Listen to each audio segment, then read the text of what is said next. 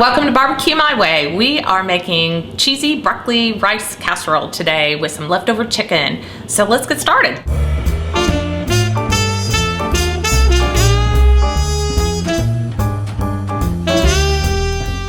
Start with some fresh broccoli, and this is broccoli whole stalk, but we mainly went with broccoli flowerets, and so we're just going to kind of cut these into littler bite-sized pieces. Then I'm going to throw them in some water that I already have over there simmering. So what makes this casserole a little different than maybe, something's ready. I've got the oven preheating to 350, so that's what you heard. This casserole recipe, we're going to use, make it with a roux instead of canned soup, which, a lot of people use canned soups, which is fine. We just like to make our own roux because you can really adjust, the flavors better. You can put in as much salt as you want or as little salt as you want.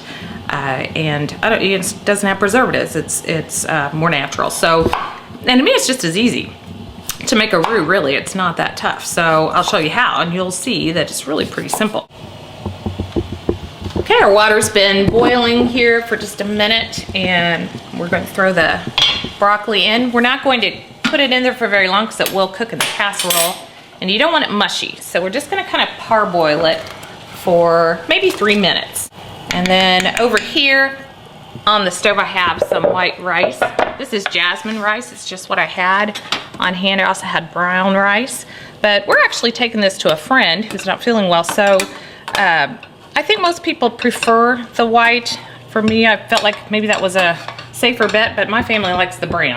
So you just do whichever rice you prefer and whatever your family prefers. And we're just gonna fluff that up a little. And just look on your rice package recipe. Each one is a little bit different as far as time goes.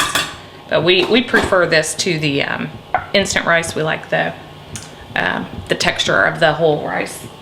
Really still a bright green, and it's been boiling only about 2 minutes. Just enough to give it a start. And I'm just gonna drain it.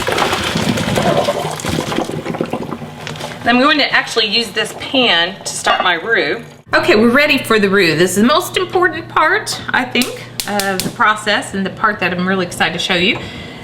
I'm gonna start with 3 tablespoons of butter.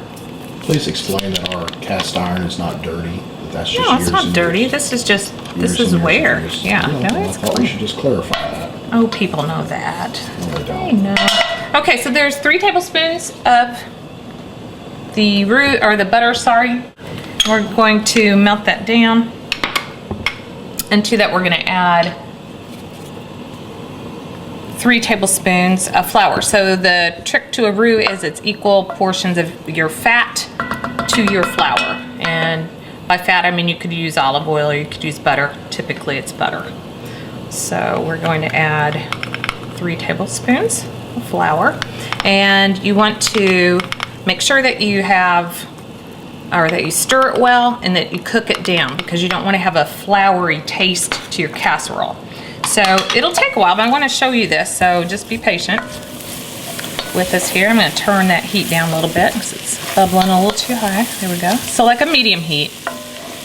And you're just basically cooking that flour to get rid of kind of that floury taste and texture there.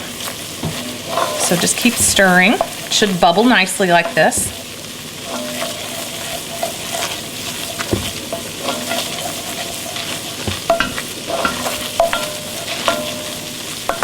And then once you feel like you've cooked it pretty well, maybe a minute, we're gonna add the liquid, and we're using chicken broth for this sauce. So we're gonna use 3 cups of chicken broth.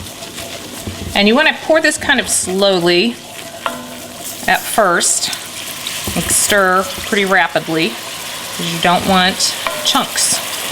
No chunks, no bumps. So you have to stir and stir, and sometimes you may even need to get a whisk out.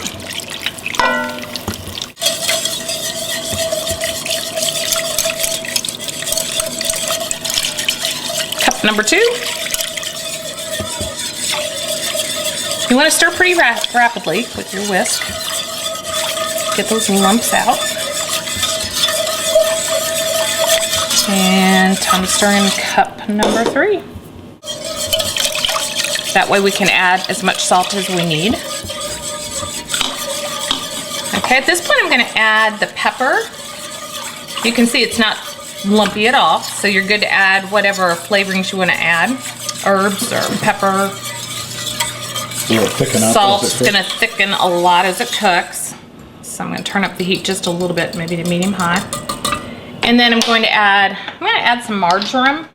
Marjoram is a nice spice to mix, or herb to mix with broccoli. It's pretty mild.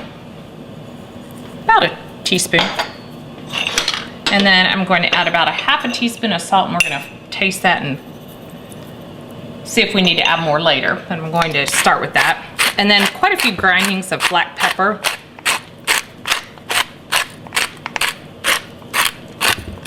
Because rice and chicken and cheese and pepper are awesome together.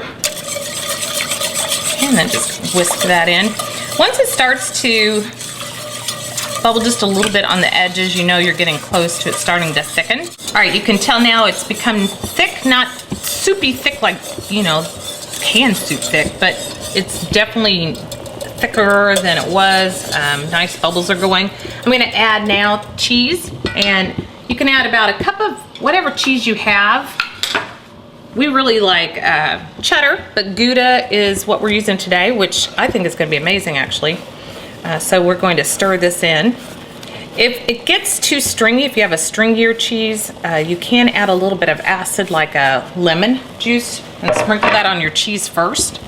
And that will help it from getting real gooey and sticky, and stringy, but Gouda should melt in here really, really nicely. I'm gonna turn my heat off. Okay, and then we're going to just kind of watch it melt into our thickened soup mixture, or thickened roux, I mean. Okay, it's time to add our chicken and our broccoli and our rice. This is our cooled broccoli. And remember, this looks pretty soupy, but rice is going to really soak up a lot of that moisture. So I want it pretty soupy. I don't like a dry chicken rice casserole. So we're gonna add now our shredded chicken. This was our leftover chicken that Dave put on the grill the other night. And that was about, what did you say, Dave? 3.5 cups maybe? 3 cups, 3.5, yeah. Yeah, and then this is our rice. We want about, I made about 3 cups of rice.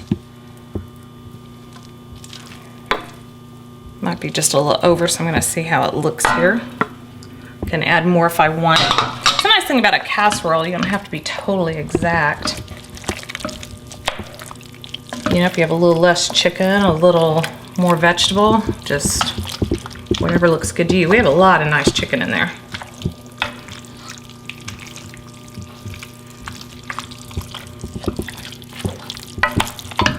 So to me, looks like we could add maybe just a little more rice. What do you think, Dave? I don't know. Soaked it all up pretty well. Yeah, I'm thinking it's looking pretty good. Yeah, that looks pretty good. So you can see what I mean. You didn't want that sauce to get too thick, because then that rice will soak it all up and it won't be nice and creamy. So this will be nice and creamy. All right, we have a prepared casserole pan over here, and I've just greased it up a little bit. Grated Parmesan that we're going to sprinkle on top of here.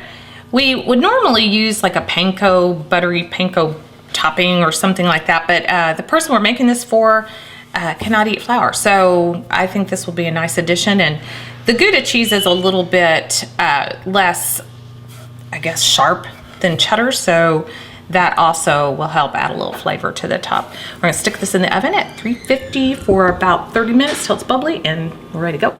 Okay, here we go. I put it on broil for just the last few minutes, so get a little bit brown on top. It's really nice and bubbly. And that is chicken rice casserole.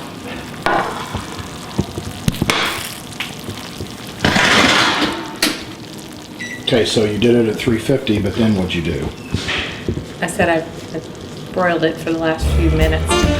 Okay. That's why I was taking out. You didn't hear me? Guess not.